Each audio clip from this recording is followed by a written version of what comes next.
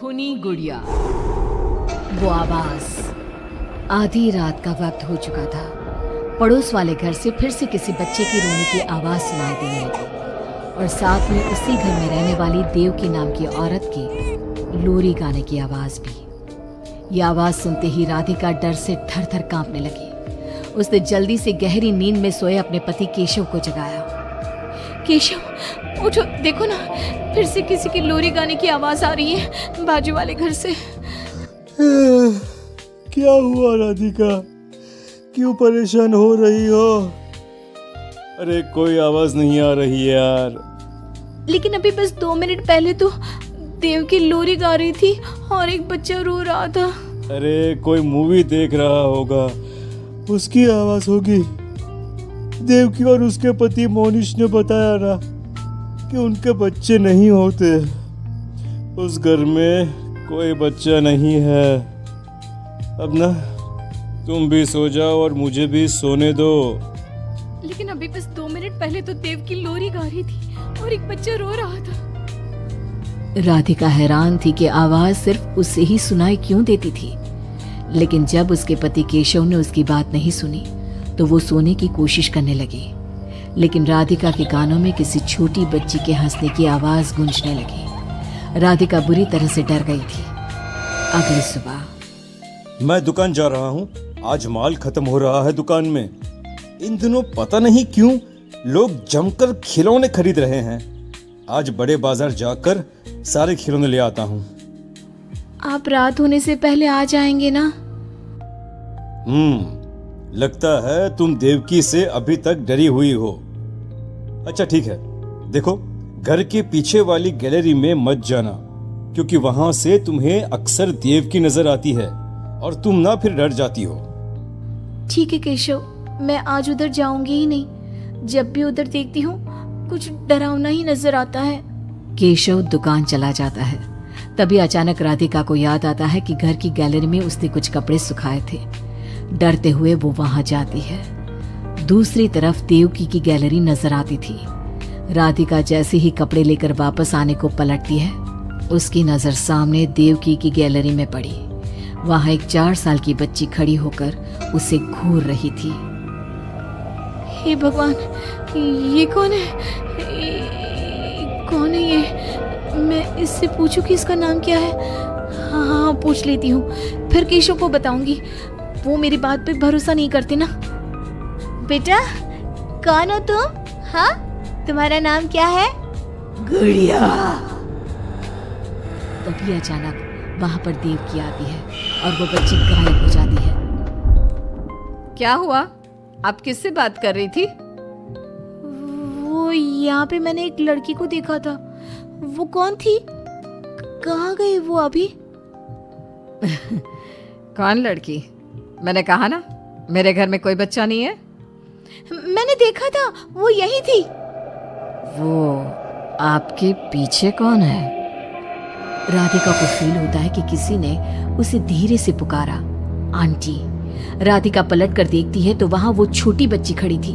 राधिका चीख कर बेहोश हो जाती है। जब उसकी आंख खुलती है तो केशव उसके पास खड़ा था।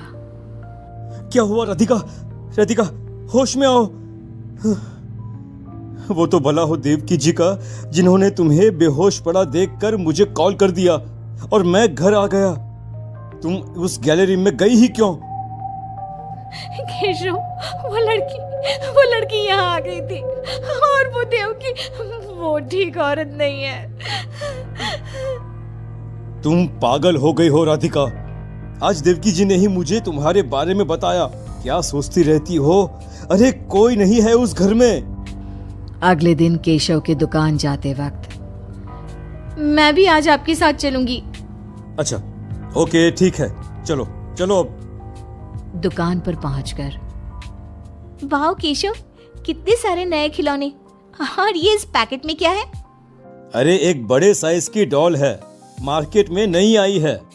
सोचा अगर लोग खरीदेंगे तो अगली बार और ऑर्डर कर दूंगा। क्या मैं देख लूं इस डॉल को? हाँ देख लेना। मैं जरा माल लेने बड़े बाजार जा रहा हूँ। तुम दुकान संभाल लो और आराम से बैठकर खिलौने देख लो, ठीक है? केशव दुकान से चला जाता है। तभी कुछ देर बाद देवकी दुकान पर आती है। कैसी हो तुम? तुम यहाँ क्या लेने आई हो? गुड़िया।